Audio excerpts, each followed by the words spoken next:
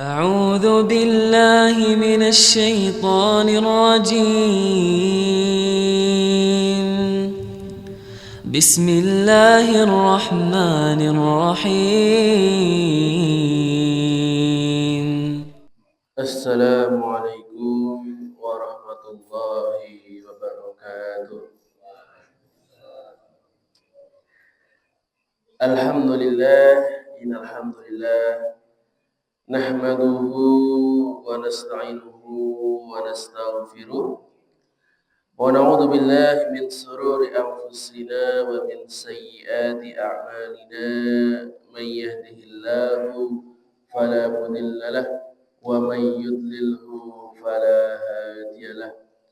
أشهد أن لا إله إلا الله وحده لا شريك له وأشهد أن محمدا عبده ورسوله أما بعد. Alhamdulillah, alhamdulillah segala puji marilah kita panjatkan kehadirat Allah Subhanahu wa taala yang dengan rahmat dan nikmatnya pada pagi hari ini kita bisa berkumpul di majelis ilmu Rabu subuh ini tanpa suatu halangan apapun. Salawat dan salam selalu kita haturkan kepada junjungan kita, uswasana kita Nabi Muhammad sallallahu alaihi wasallam, kepada seluruh keluarganya, para sahabatnya, para tabi'in, para tabi'ut tabi'in, dan semoga kita semua selalu menjadi bagian dari pengikut beliau sampai hari kebangkitan kelak. Bapak-bapak, ibu-ibu, rahimani wa rahimakumullah, yang benar kata saya ada kedatangan tamu dari mana? Magelang. Ya, ahlan wa sahlan. Nginap memiliki berarti? Nginap di sini? Di gedung dakwah atau? Nah, ya ahlan wa sahlan di Wadas Patungan. Ya, semoga nanti di sini mendapatkan berkebermanfaatan yang maksimal ya. Ya, karena ini mohon maaf belum tahu tadi ada tamu, jadi ini ngeprintnya seperti biasa. Berarti ini mohon maaf ya, ada yang nggak dapat ya materi ini barengan kali sebelah ya, teman-teman. Jamaah rahimani wa rahimakumullah, insyaallah pada kesempatan pagi ini kita masih melanjutkan pembahasan dari kitab Adabul Mufrad karangan Imam Bukhari rahimahullah taala, masih di bab tentang menjenguk orang sakit. Kita masuk pada bab yang baru, yaitu bab mendoakan orang sakit. Hadis nomor 520 dari Abdurrahman bahwasanya Rasulullah SAW telah menjenguk Sa'ad ketika berada di Mekah. Jadi saat ini masih belum hijrah ya. Lalu ia menangis. Beliau lalu berkata, "Apa yang membuatmu menangis, wahai Sa'ad?" Ia menjawab, "Aku takut mati di bumi tempat hijrah seperti matinya Sa'ad." Nah, ini saat yang kedua, ini saat yang beda gitu. Kan kalau yang sakit kan saat bin Abi Waqqas. Nah, ini sedang sakit, kemudian beliau menangis. Kenapa? Karena takut matinya itu mati di Mekah seperti sahabat yang lain yang namanya juga Sa'ad. Nah, kenapa kok saat ini takut mati di Mekah? Karena saat itu sudah turun perintah hijrah. Rasulullah sudah memerintahkan kepada kaum muslimin yang masih di Mekah untuk segera berhijrah ke Madinah. Nah, saat ini belum sempat hijrah, tapi sudah sakit parah, maka dia nangis, takut. Ya. Takutnya kenapa? Takut meninggal duluan, belum sempat mendapatkan pahala berhijrah. Ini pelajaran pertama bahwa bagaimana para sahabat itu mencontohkan yang namanya orang beriman itu sedih dan menangis ketika takut kehilangan hal-hal yang besar, takut kehilangan pahala atau takut mendapatkan dosa. Jangan menangis karena hal-hal yang remeh, karena hal-hal duniawi, ya, kehilangan harta itu langsung sedih, menangis. Nah, itu kalau orang beriman tidak seperti itu. Tangisan orang beriman tadi hanya untuk ya ketika takut atau kehilangan hal-hal yang ukhrawi tadi. Maka kemudian Rasulullah SAW lalu mendoakan, Ya Allah sembuhkanlah Sa'ad, Ya Allah sembuhkanlah Sa'ad, Ya Allah sembuhkanlah Sa'ad. Jadi doakan 3 kali. Nah, ini yang di sini menjadi dalil bahwa ketika kita itu menjenguk orang sakit, disunahkan untuk mendoakan mereka. Boleh dengan doa yang pendek, seperti ini Rasulullah mendoakan, Ya Allah sembuhkanlah Sa'ad. Kan pendek gitu. Nah, singkat, padat, dan jelas. Satu kata toh. Gak apa-apa. Atau mau doa yang agak panjang. Ya, Allahumma rabban nas adhibil ba'sa isfiyanta syafi la shifa illa shifa'uka shifa'an la yughadiru ba'dahu saqaman. Atau mau yang doa banyak sekalian ya dari Allah apa? Hamdan syakirin, hamdan na'imin, kemudian Allahumma sholli ala Muhammad, kan semua doa dibacakan itu juga tidak masalah. Panjang atau pendek, yang penting kita mendoakan orang yang sedang sakit tersebut. Kemudian setelah Nabi mendoakan Sa'ad, maka Sa'ad berkata, Wahai Rasulullah, aku memiliki harta banyak yang akan diwariskan kepada putriku. Nah ini jadi satu mengeluh nih, saya ini kan orang kaya, hartanya melimpah, tapi ahli warisnya itu cuma 1 orang anak saja. Maka apakah aku boleh mewasiatkan hartaku semuanya untuk kepentingan agama Islam? Jadi daripada nanti kebanyakan anaknya itu punya banyak harta, boleh nggak saya infakkan semuanya, saya wasiatkan untuk diserahkan? Maka beliau menjawab, jangan. Maka saat bertanya, 2/3 bagaimana? Rasulullah menjawab, jangan. Saat bertanya lagi, kalau separuh, jangan, kata Rasulullah. Maka bertanya lagi, 1/3 bagaimana? Rasulullah menjawab, 1/3 saja, dan 1/3 itu sudah banyak. Maka di sini pelajaran yang bisa diambil bahwa boleh ya, kita itu boleh untuk mewasiatkan untuk menginfakkan harta kita. Jadi kalau misalnya sudah mau meninggal gitu, kemudian mewasiatkan, wah ini misalnya punya uang 900 miliar, wah ini sebagian nanti tolong diinfakkan untuk pembangunan masjid misalkan, atau ini diinfakkan untuk pembangunan pondok di luar yang diberikan kepada ahli waris. Maka seperti ini itu boleh. Tapi Rasulullah mengajarkan di sini bahwa maksimal yang diwasiatkan adalah 1/3 dari total harta. Jadi misalkan punya uang 1 miliar, berarti yang boleh diwasiatkan, yang diberikan selain yang diberikan kepada ahli waris itu maksimal 333 juta. Nah, paling maksimal. Bahkan para ulama ada yang mengatakan 1/3 itu kan maksimal, maka lebih sedikit lebih baik. 1/4 atau 1/5 saja. Tentu wasiat yang diberikan harus untuk hal-hal yang baik, baru boleh diberikan.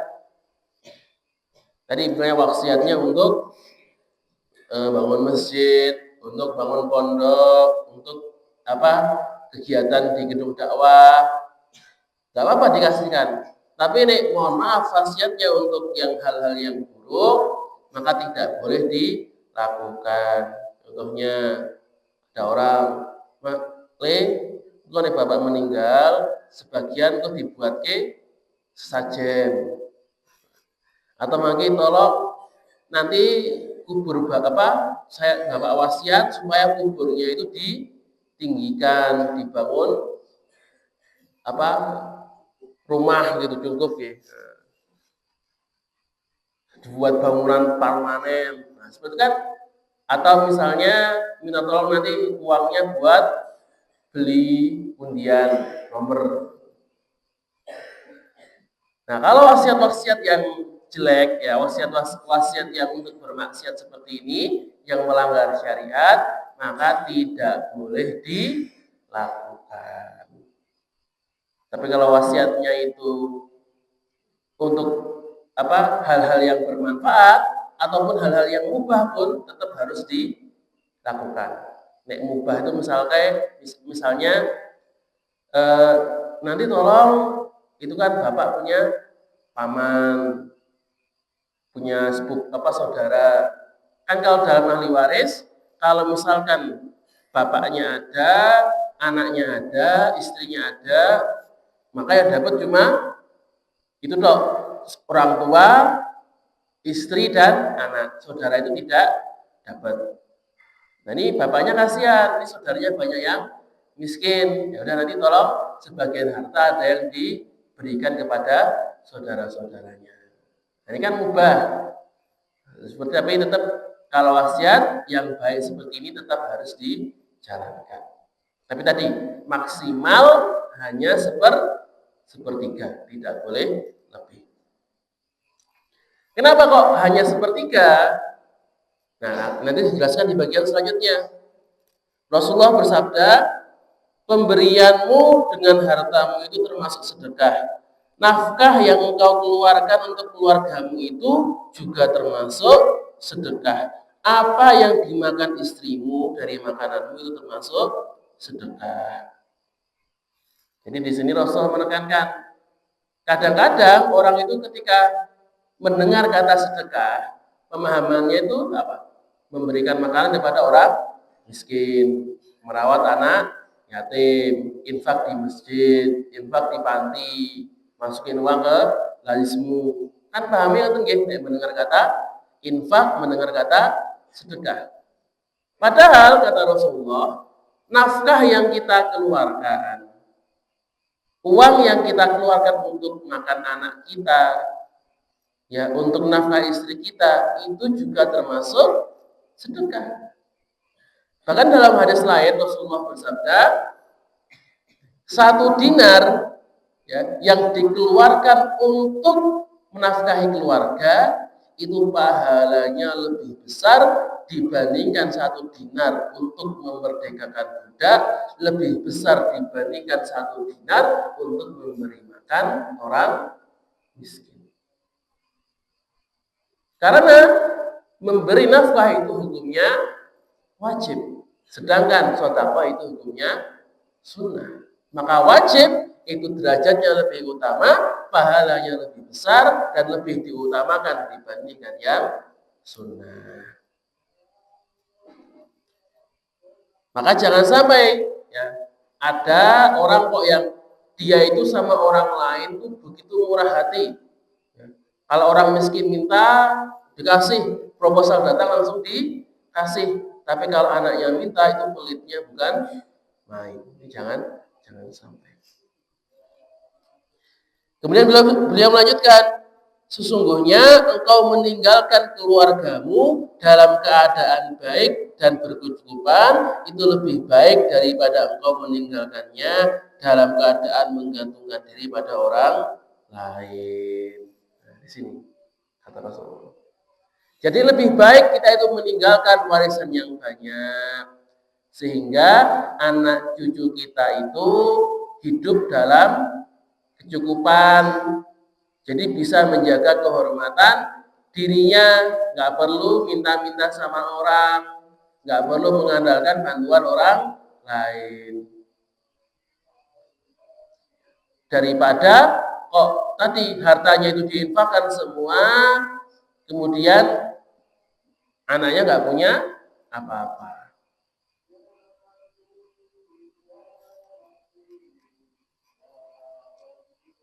Nah, ini Rasulullah SAW ya, ajarkan kepada kita. Jadi jangan sampai karena kita itu peduli dengan orang lain, kita care sama orang-orang yang miskin, sama anak yatim, tapi kemudian kita lupa sama keluarga kita sendiri. Jadi kita merawat anak yatim, tapi anak kita jadi seperti anak yatim. Nah, kan jangan sampai. Kemudian rahimani wa rahimakumullah. Selanjutnya kita masuk kepada bab yang baru, yaitu bab keutamaan menjenguk orang sakit. Hadis nomor 521 dari Abi Asma, ia berkata, barang siapa yang menjenguk saudaranya, maka ia tetap berada di Khurfatul Jannah atau kebun di surga. Maka aku bertanya kepada Abu Asma, kepada Abu Kilabah, apakah Khurfatul Jannah itu? Yang menjawab, kebun surga yang sedang berbuah. Maka aku bertanya kepada Abu Kilabah, dari siapa Abu Asma meriwayatkan ini? Ia menjawab, dari Sauban dari Rasulullah Shallallahu Alaihi Wasallam. Hadis riwayat Muslim, derajatnya sahih. Maka di sini Rasulullah menyebutkan salah satu keutamaan dari menjenguk orang sakit, maka ketika dia menjenguknya, selama dia itu berada di rumah orang sakit itu, seakan-akan ia itu berada di kebun surga. Maka kalau orang itu berada di kebun surga, berarti masuk surga, bukan Bu? Otomatis masuk ya? Yang namanya juga di kebun surga, otomatis berarti masuk surga. Ini menunjukkan bahwa menjenguk orang sakit itu termasuk tiket masuk ke surga. Masih ingat ya ceritanya Abu Bakar ketika Rasulullah bertanya kepada para sahabat, siapa yang bersedekah, siapa yang berpuasa, siapa yang menjenguk orang sakit, siapa yang mengantar orang mati, mengantar jenazah ke kuburan? Maka Abu Bakar menjawab, ya Rasul, saya semuanya itu melakukan itu. Maka Rasulullah, siapa yang melakukan semuanya itu pada satu hari akan masuk surga. Jadi termasuk kunci surga diantaranya adalah sering menjenguk orang sakit. Dengan tadi diberi perumpamaan bahwa orang yang menjenguk orang sakit akan dimasukkan ke dalam kebun-kebun surga yang buahnya itu sedang ranum. Tapi perlu diperhatikan, kita sering mendengar ketika mendengar istilah di surga, itu kan ada kebun surga, rumah di surga, bidadari di surga, anggur surga, khamr surga, susu surga. Nah, ketika Rasulullah menggunakan nama-nama seperti itu, yang namanya juga ada di dunia ini, maka benda di surga dan benda di dunia itu yang sama, hanya namanya. Ada khamr surga, ada khamr dunia, itu yang sama, hanya namanya saja.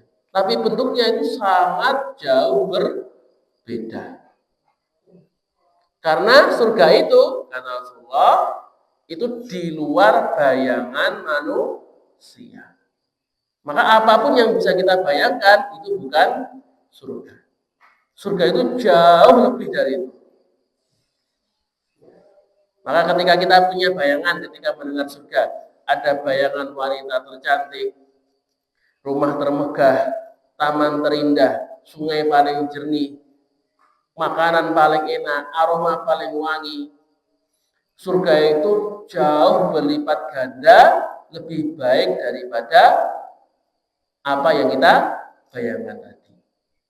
Bangunannya jauh lebih megah daripada istana yang paling megah yang kita bayangkan.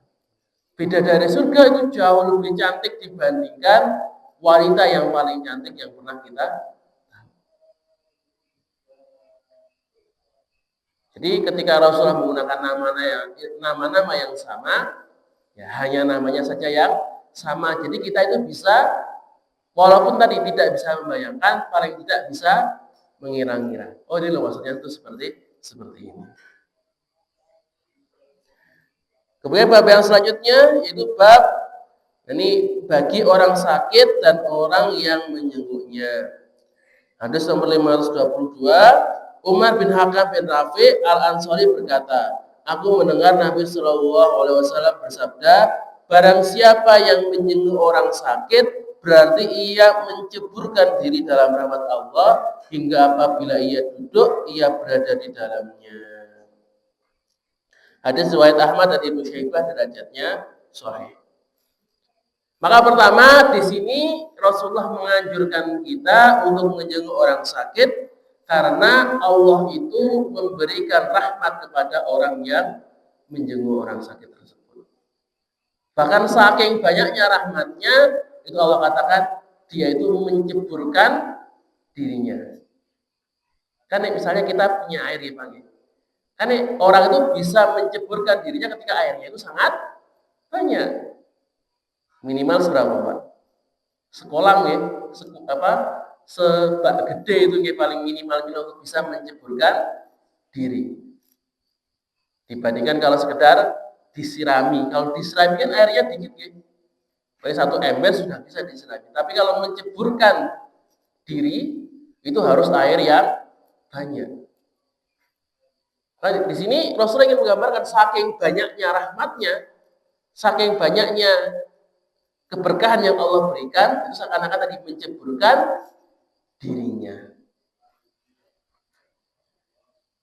Kemudian yang kedua, karena banyaknya rahmat yang Allah berikan, dan Allah itu memberikannya selama dia itu berada di rumah orang sakit, maka disunahkan ketika kita menjenguk orang sakit untuk berlama-lama, untuk menemani, ya bahasanya apa Pak? Jagongi. Main duduk bersama dengan orang yang sakit tersebut. Tentu selama tidak mengganggu. Ya, misalkan orang sakitnya itu sudah sedang capek, mau istirahat, ya sudah, bentar saja. Duduk, nyapa, tanya, doa, selesai, pulang. Kalau misalnya orang sakitnya lagi capek, lemes, butuh istirahat yang banyak.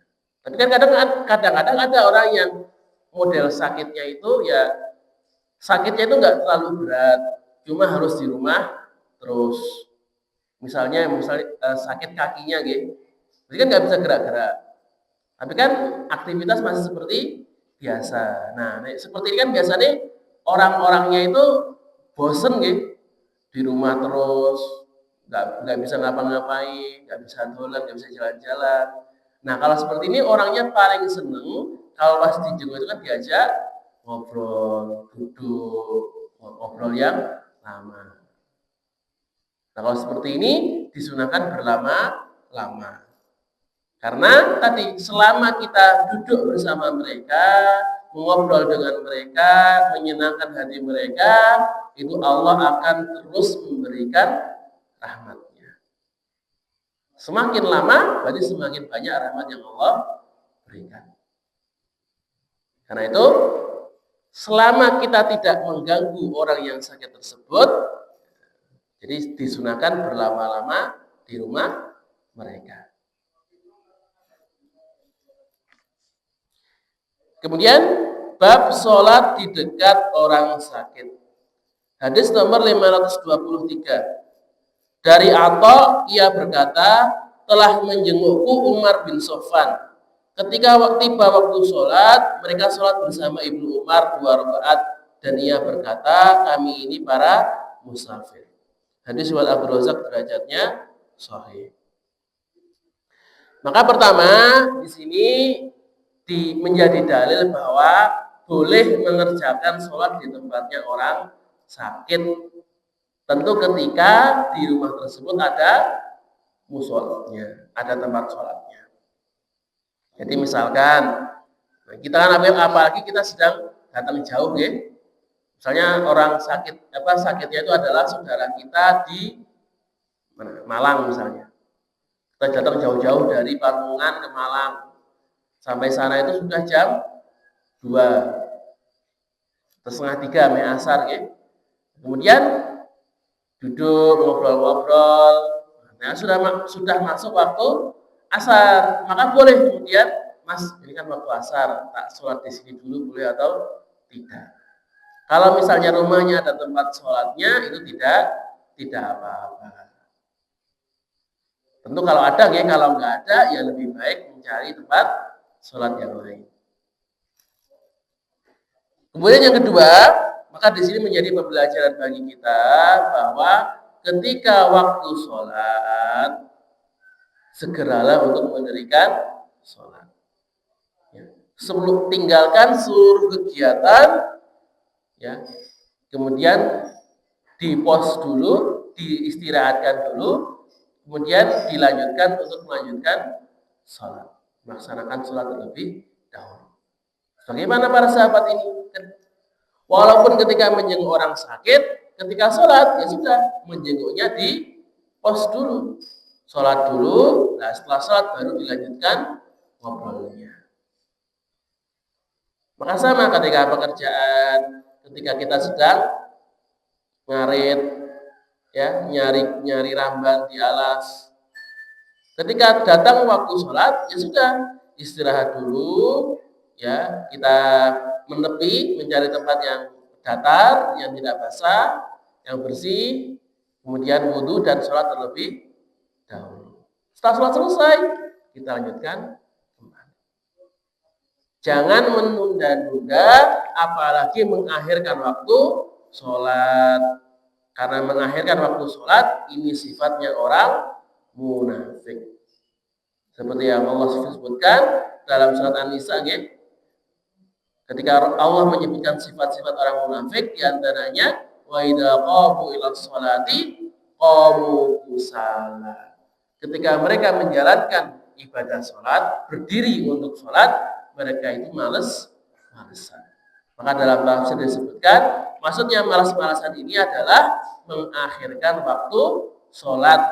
Sholat, misalnya sholat zuhur dikerjakan mepet sholat asar, sholat asar dikerjakan mepet waktu maghrib, sholat zuhur jam 2, asarnya jam 5, maghribnya jam 7 kurang, isyaknya sudah tengah malam, subuhnya jam 6. Maka seperti ini, orang yang sering berbuat seperti ini karena malesnya, nah itu berarti termasuk tanda-tanda sifat-sifatnya orang munafik. Inilah kenapa, monggo hari-hari ini menjadi motivasi bagi kita. Ketika waktu sholat sudah tiba, adzan sudah berkumandang, maka seluruh aktivitas itu kita rehatkan, kita istirahatkan, kita sholat terlebih dahulu. Dan sholat kan paling berapa? Sholat jamaah 20 menit atau 15 sampai 20 menit. Kan tidak terlalu lama. Nanti setelah sholat, aktivitasnya bisa kita lanjutkan kembali. Kemudian kita masuk kepada bab selanjutnya, itu bab menjenguk orang musyrik yang sakit. Hadis nomor 524 dari Anas bahwasanya seorang anak Yahudi menjadi pembantu Nabi. Suatu ketika ia sakit, lalu Nabi datang menjenguknya dan beliau duduk di sisi kepalanya. Lalu beliau berkata, "Masuklah kamu ke dalam agama Islam." Maka anak itu lalu menoleh kepada ayahnya yang juga berada di sisi kepalanya. Ayahnya berkata, "Taatlah kepadanya." Lalu ia pun masuk Islam. Kemudian Nabi keluar dan berkata, "Segala puji bagi Allah yang telah menyelamatkannya dari siksa api neraka." Hadis riwayat Muslim, derajatnya sahih. Kemudian yang pertama, maka di sini menjadi dalil bahwa bolehnya bermuamalah dengan orang kafir dan orang musyrik. Jadi walaupun Allah mengatakan kita itu tidak boleh bersahabat dekat, ya, berakraban dengan orang Yahudi maupun orang Nasrani, tapi tetap boleh bermuamalah untuk jual beli, bertetangga, dan yang dicontohkan di sini menjadi pembantu. Ya, jadi mencari pegawai dari orang Yahudi, orang Nasrani itu tidak masalah. Dan juga ketika orang musyrik itu sakit, boleh dijenguk. Sebagaimana di sini Nabi itu menjenguk anak Yahudi itu yang sedang sakit. Kemudian yang kedua, hadis ini juga menjadi dalil bahwa Islam itu boleh juga ditawarkan kepada anak kecil yang orang tuanya itu musyrik. Seperti Rasulullah menawarkan Islam kepada anak Yahudi ini. Dan keislaman anaknya itu juga sah. Tentu kalau misalnya menawarkan, jangan sembunyi-sembunyi, tetap harus sepengetahuan orang tuanya. Kan di sini kan ada ayahnya juga, gitu. Nah, ayahnya ketika ayahnya setuju, ayah dia pun masuk Islam dan keislamannya itu tetap diterima. Karena kalau tidak diterima, Nabi tidak mungkin menawarkannya dan tidak pula mungkin mengatakan kalau ketika dia sudah masuk Islam maka sudah selamat dari api neraka. Dan di sini anak kecil yang diterima itu anak kecil yang sudah paham ya, antara baik dan buruk walaupun belum balik. Jadi kalau misalkan anak kecilnya masih TK ya masih 5 tahun, 6 tahun yang belum paham apa-apa, nah kalau seperti itu tentu belum bisa. Tapi anak kecil di sini kenapa diterima? Karena sudah paham tentang benar dan salah. Buktinya, anak kecil ini bisa bekerja sebagai pembantu.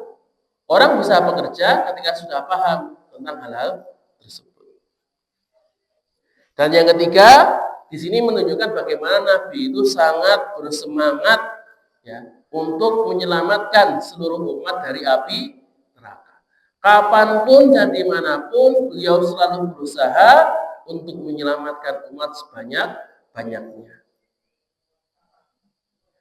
Berusaha menyebarkan Islam apapun kondisinya. Kemudian selanjutnya bab apa yang dikatakan kepada orang sakit.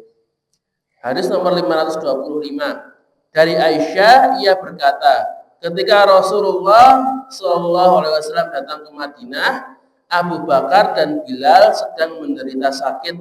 Lalu aku menjenguk mereka. Aku bertanya, wahai ayah, bagaimana keadaanmu? Wahai Bilal, bagaimana juga keadaanmu?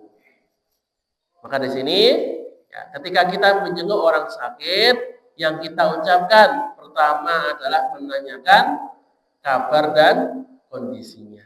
Gimana kondisinya? Masih sakit nggak? Apa sudah enak? Dan yang kedua, jangan lupa mendoakannya. Maka Abu Bakar apabila sedang sakit, beliau berkata, setiap orang itu mendapat ucapan selamat pagi dari keluarganya, sedangkan ajal lebih dekat daripada tali sandalnya. Bilal apabila sembuh dari penyakitnya, berkata juga dengan suara yang keras. Maka di sini yang kedua, maka di sini menjadi dalil bahwa bolehnya perempuan itu menjenguk laki-laki atau laki-laki menjenguk perempuan. Tapi kalau misalnya perempuan menjenguk laki-laki, seperti ini Aisyah ya, bisa menjenguk Abu Bakar yang mahramnya dan menjenguk Bilal yang non mahram. Berarti boleh nggih perempuan itu menjenguk laki-laki yang mahram maupun yang non mahram. Tentu ada syaratnya. Syaratnya apa? Yang pertama bahwa menjenguk laki-lakinya itu aman dan tidak membawa fitnah. Berarti bagaimana supaya tidak fitnah? Ya kalau misalnya non mahram, kalau kepada mahram, itu insya Allah bebas gitu. Karena mahram menjenguk bapak, menjenguk saudara, menjenguk anak. Nah itu kalau sendiri saja tidak apa-apa karena mahram. Tapi kalau menjenguk yang non mahram, sepupu, ipar, tetangga, itu yang pertama. Kalau menjenguk sendiri, maka harus di rumahnya itu harus ada istrinya. Atau kita menjenguknya bareng sama-sama dengan mahramnya, ya, atau menjenguknya dengan perempuan yang lain. Itu baru boleh. Jangan sampai nanti kok dalam satu rumah ada perempuan dan laki-laki berduaan di rumah sendirian. Itu naudzubillah min dzalik. Jangan sampai. Kemudian di sini ketika Abu Bakar ketika sakit itu mengatakan tadi bahwa ada orang yang ketika pagi dia itu mengucapkan salam kepada keluarganya, tapi disuruhnya sudah diambil nyawanya oleh Allah Ta'ala.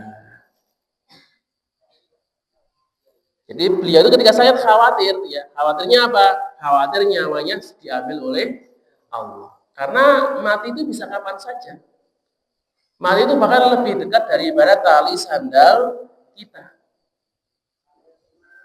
Kemarin Pak di Magersari itu ada baru kemarin itu ada yang seto hari Ahad ya, Ahad pagi. Jadi sore malamnya itu masih jalan-jalan, ya memang sakit tapi masih aktivitas. Baru periksa ke dokter naik motor berdua. Masih ngobrol-ngobrol, masih bicara sama keluarganya. Malamnya tidur, paginya sudah wafat. Tahu itu ketika dicek batas subuh itu ketika mau subuh, ketika mau dibangunkan ternyata sudah meninggal. Jadi mati itu bisa kapan saja. Tidak harus nunggu sakit, tidak harus nunggu sakratul maut, ya. Ataupun tidak nunggu harus kecelakaan. Kadang-kadang ada orang yang duduk tidur langsung mati ada. Lagi jalan jatuh mati juga ada. Jadi di sini ya beliau ingin mengingatkan kepada kita waspadalah dengan kematian. Jangan terlalu terlena dengan dunia ini. Karena tadi mati itu bisa memutuskan kehidupan kita kapan saja. Kemudian Aisyah berkata, aku mendatangi Rasulullah dan mengabarkannya. Lalu beliau berdoa, jadikanlah kami cinta kepada Madinah seperti kami cinta kepada Mekah atau lebih dari itu. Jadikanlah ia kota yang sehat dan berkahkanlah dalam soh dan mud takarannya. Alihkanlah penyakit demamnya ke Juhfah. Maka di sini kan ceritanya itu di Madinah saat itu sedang musim sakit, ya. Jadi banyak sekali sahabat yang sakit. Maka di sini Rasulullah berdoa kepada Allah, ya, semoga Allah itu memberkahi kota Madinah karena cintanya beliau kepada Mekah dan Madinah. Dan karena doa Nabi ini, maka Rasulullah menjadikan Allah itu menjadikan dua kota ini kota yang paling berkah.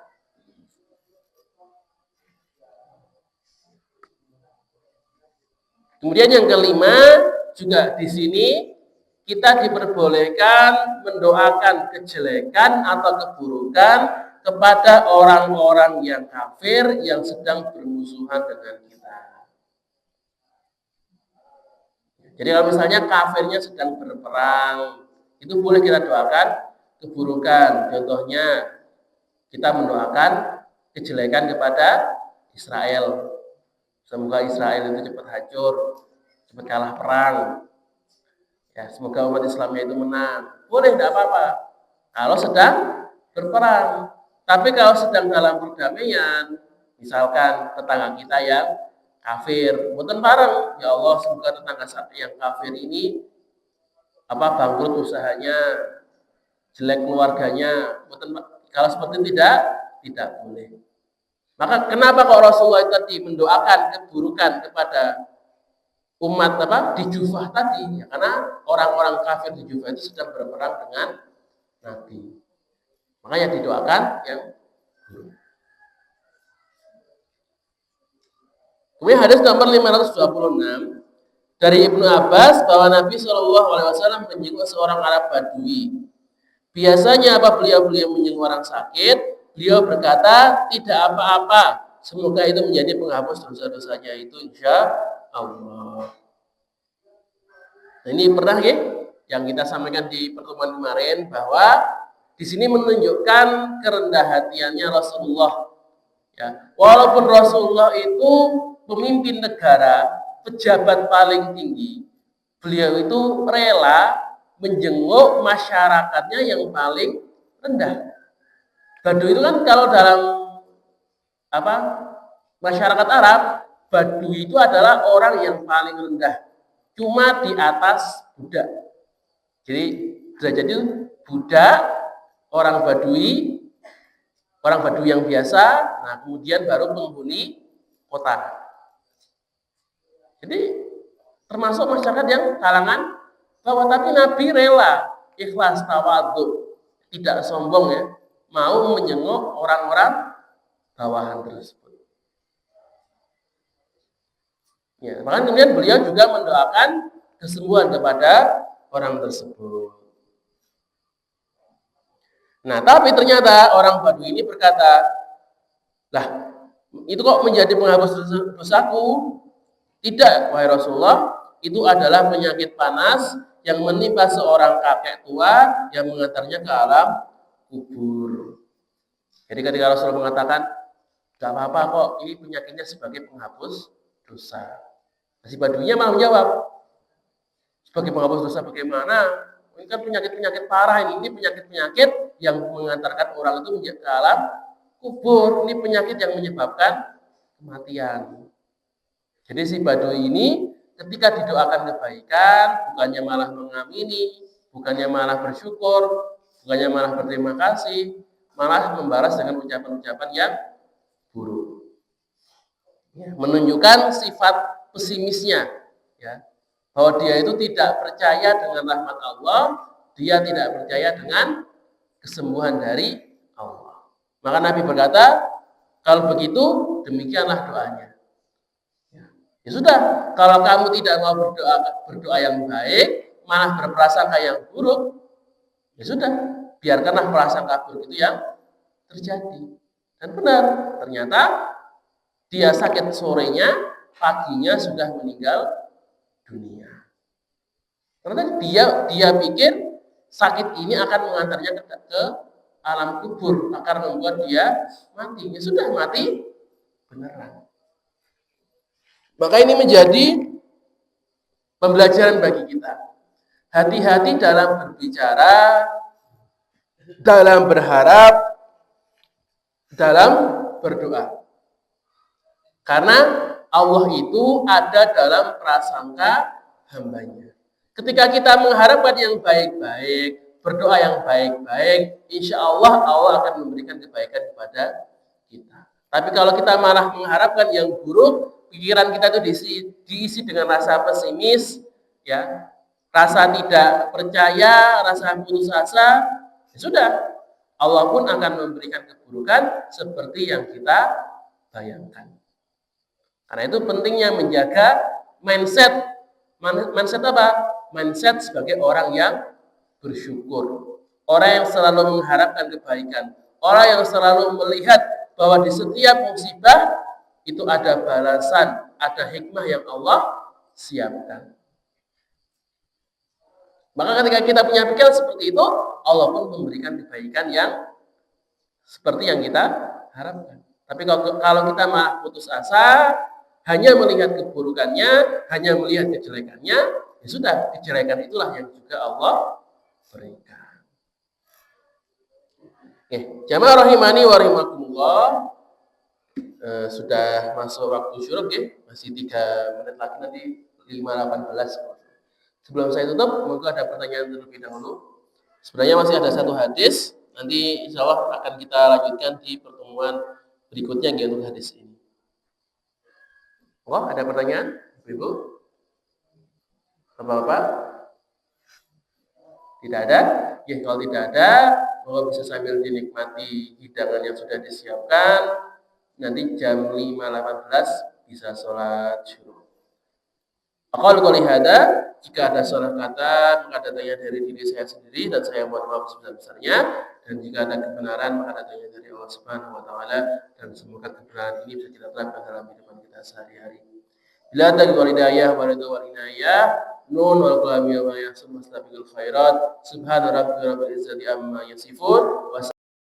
سبحان ربك رب العزة عما يصفون وسلام على المرسلين والحمد لله رب العالمين